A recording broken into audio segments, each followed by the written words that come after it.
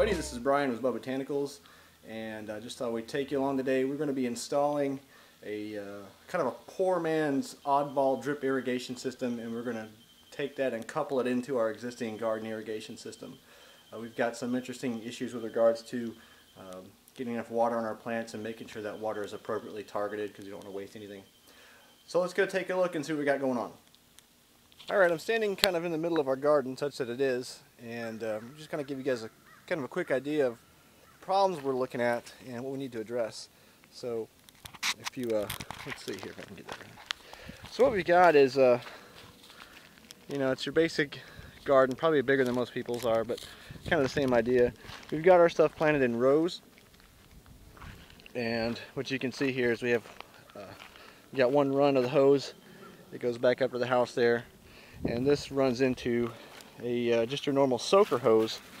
And with the soaker hose, there's a number of runs, and the whole thing zigzags back and forth through the garden, up and down, all the way over here. It hits the peas, as you can see right there. Comes down through a couple rows of corn. Then it hits our squash and our melons and stuff here, and then it loops back up again to another row of corn. You get the idea. It just basically runs back and forth along the whole length of the garden, and that's really kind of cool in theory, but the problem with soaker hoses is that the farther away you get from the source of the water, the less water comes out the end. So by the time you get all the way down here to where the deer are just beating up on our okra, you've got very little water coming out compared to the beginning of the run where you've got a lot of water coming out. And that's just not a good way to water consistently. So here's what we're going to do.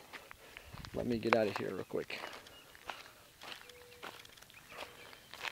We've also got these rows here. Now we've got our boysenberry, we've got our muscadines, scuppernongs.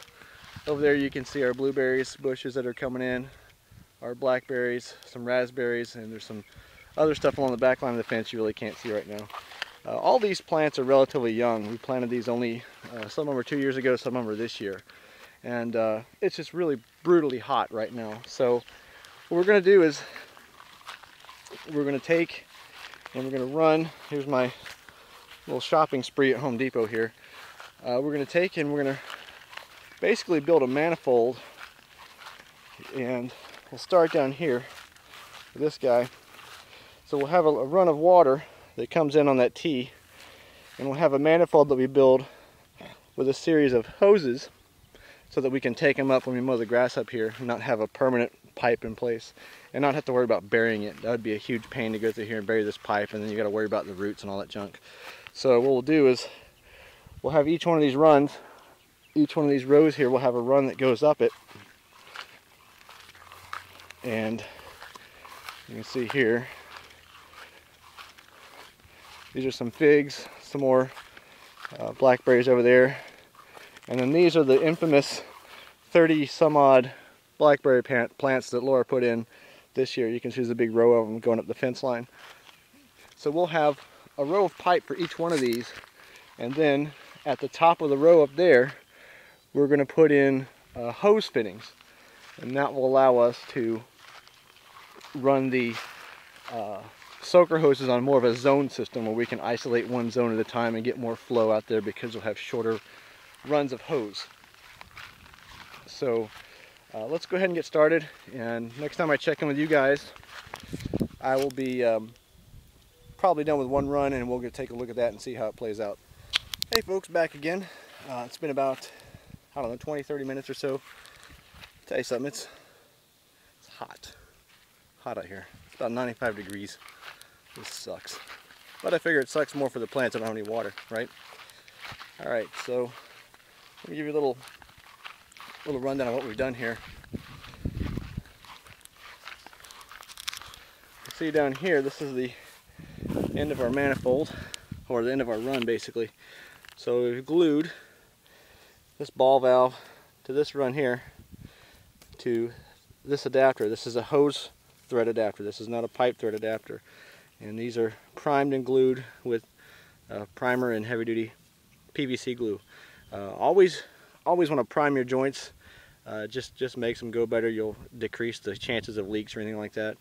And I always use the heavy-duty PVC glue just because, you know, it's a buck more, and, you know, quality is cost, right? The piping here, I'm a big fan of Schedule 40 PVC. It's thicker, it's more robust. I didn't use it this time because we've got 40 runs or 40 lengths of pipe, and it saved me quite a bit of money to go with the thinner stuff, and it's not like we're going to be putting 100 pounds behind it, so it should be fine for us. So let's walk down the line. You can see it basically runs under the boysenberry here, goes all the way down. Some of these high spots that just for aesthetic reasons, we're going to go ahead and bury them, or just, you know, bring them down to ground level with the mulch, whatever. There's your typical joint, just a coupler, female to female coupler, pipes on either side, primed, glued.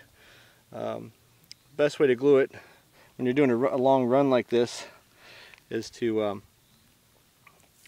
you start with this side, work your way down, and then when you put a PVC joint together, you always want to prime and glue and then twist like a quarter turn or so the joint once you get in there, so that the glue is even inside the fitting. So you have this one, you glue the fitting onto this, you twist that, then you glue this in the fitting and twist that, so that you know, this piece doesn't move, and you just add the fittings as you go down, twisting that way.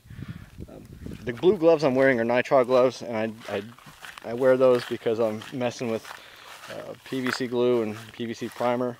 Those are pretty nasty chemicals, and I don't want them to get into my skin. It's just kind of a precaution thing. Here's where the magic happens, right here. So you can see, okay, so what we've got, this is where our hose comes in from the house. We've got a T right here. This is our ball valve that can cut off or control the flow. Probably put like a hose clamp here or something like that, just to kind of hold it. And here is the male hose thread adapter.